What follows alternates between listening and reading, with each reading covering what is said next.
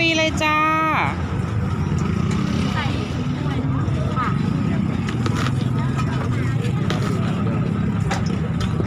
ยำแซ่บปากเปิดระเบิดตูดจ้า อะไรดีคะ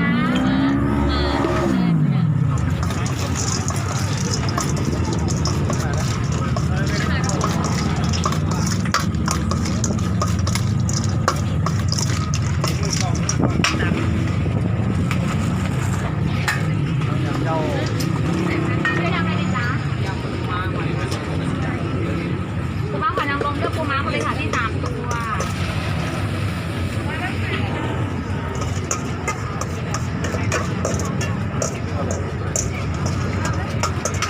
่ใส่กุ้งสีมันเลยไม่สวยเนาะค่ะไม่เป็นไรค่ะจ้า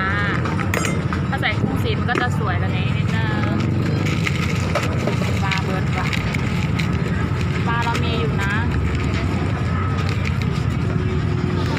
มาอีกแล้วค่ะลูกค้ามาอีกแล้วมาเรื่อยๆจ้ะมาเรื่อยๆเล่เขามาเล่เขามา แบงค์20ค่ะนะ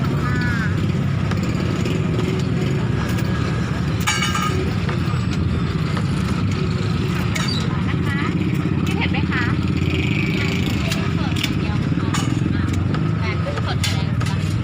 สั่งได้เลยจ้าสั่งได้เลยค่ะ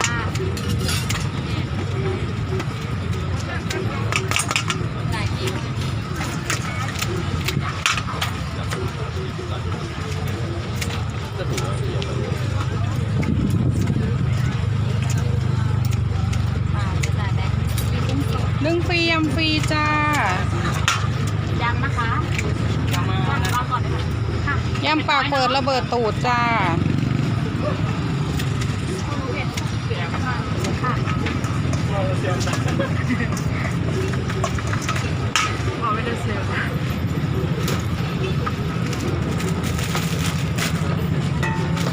นี่คือยำกุ้งสดอร่อยยันน้ำเลยจ้าน้ำไม่เคยเหลือจ้า เด็ดๆนี่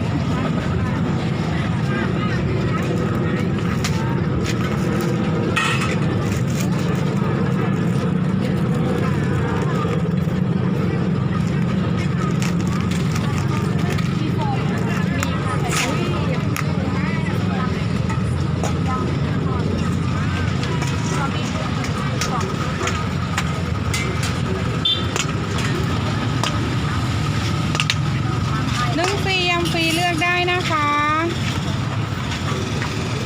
เลือกได้เลยจ้ะสั่งได้เลยจ้ะจะเอาแสบแค่ไหนก็สั่งได้เลยจ้ะ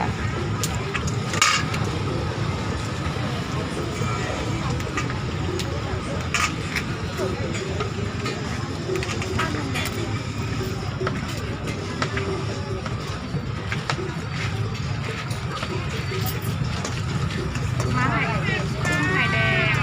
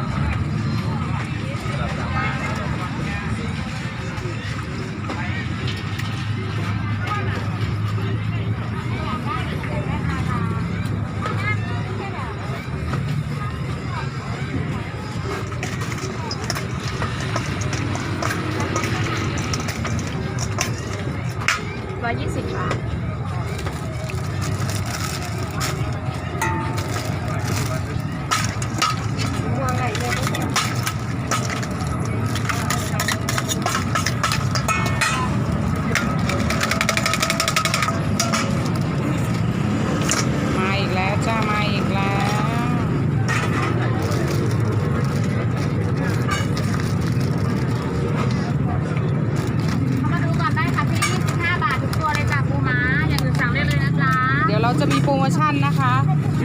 ใครที่ติดตามเพจเรานะคะ จะมีแถมปูค่ะ ลูกจ้าเลยเด้อก ดไลค์กดติดตามนะคะ แถมปู1ตัวเลยค่ะ มีราคาพิเศษค่ะ โปรโมชั่นพิเศษนะคะยำไหมคะเอาบอก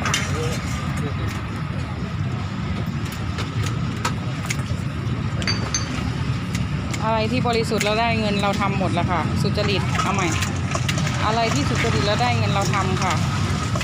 2 ตัว 50 บาทจ้า 2 ตัว50ยำฟรีนึ่งฟรีเครื่องนี่ก็คุ้มมากแล้วค่ะ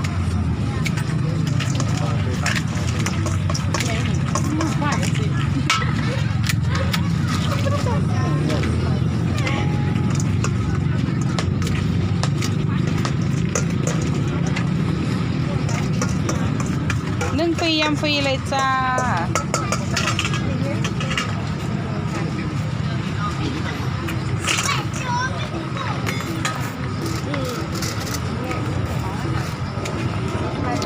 โอ้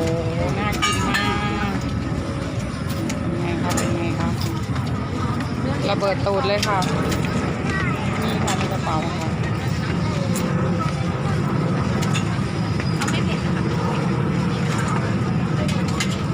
ลูกค้ามาเรื่อยๆนะคะ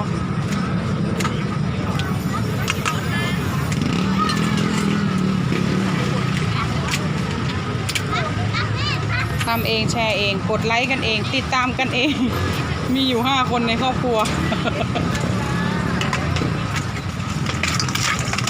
นี่รสจัดไหมคะ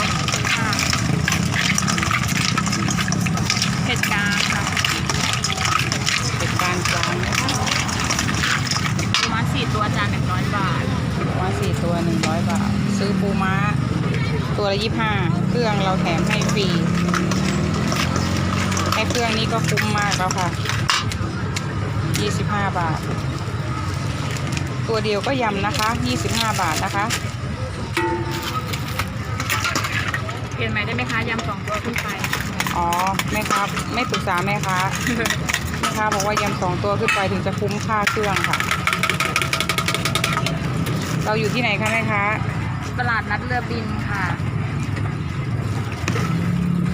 หน้าร้านขายยา ลูกค้าเราก็มาเรื่อยๆนะคะ 2ไม่ตัวแม่ร้านขายยาของนี่ มาตรงนี้เลยนะคะ ร้านยำปูม้านะคะตลาดนัดเรือบินเลยค่ะ เผ็ดไหมคะ ไม่เผ็ดเอาเปรี้ยวๆถ้าทำนะจ๊ะ 2 ชุดเลยค่ะคุณพี่คนนี้ พี่มาทานทุกวันไหมคะ พี่ถ้าไปรอบนี้พี่จะมาอีกไหม เฮ้ย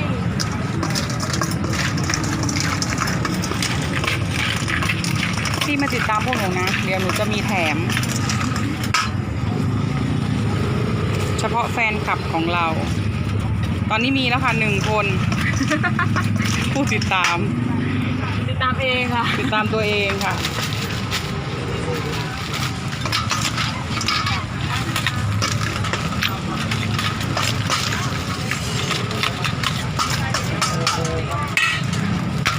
นี่ระเบิดเลย เอา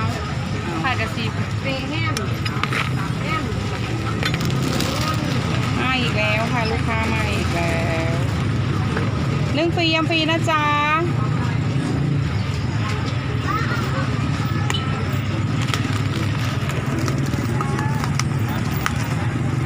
เดี๋ยวเราไปต่อกันพรุ่งนี้นะคะ วันนี้เหนื่อยแล้วค่ะ